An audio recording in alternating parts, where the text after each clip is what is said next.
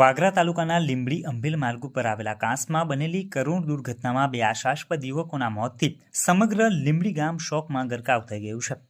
પાણીમાં ગરકાવ થયેલા 21 વર્ષીય મોહમ્મદ ઇલિયાસ ગરગર અને 20 વર્ષીય તબરેજ મુબારક પટેલના મૃતદેહ મળી આવતા પરિવારો પર દુઃખનો પહાડ તૂટી પડ્યો છે.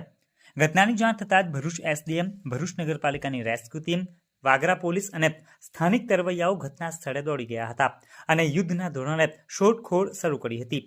જોકે લાંબી જહેમત બાદ પ્રથમ મોહમ્મદ ઇલિયાસને બહાર કાઢી હોસ્પિટલ ખસેડવામાં આવ્યો હતો, જ્યાં તબીબોએ તેને મૃત જાહેર કર્યો હતો. ત્યારબાદ લાપતા તબરેજની પણ રાત્રિ સુધી ચાલેલી શોધખોળ બાદ આખરે મૃતદેહ મળી આવ્યો હતો. બે યુવાન દીકરાઓના એક સાથે થયેલા કરુણ મોતથી લીંબડી ગામમાં હૈયાફાત, રુદન અને શોકનો માહોલ સર્જાઈ ગયો છે.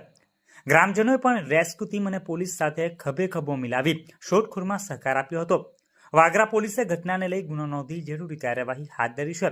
સાથે જ તંત્ર દ્વારા લોકોને અપીલ કરવામાં આવી છે કે વરસાદી માહોલમાં નદી, કાંસ, તળાવ કે અજાણી પાણી ભરેલી જગ્યાએ જવાનું ટાળવું અને તંત્ર દ્વારા આપવામાં આવતી સૂચનાઓનું પાલન કરી સાવચેતી રાખવી જરૂરી છે.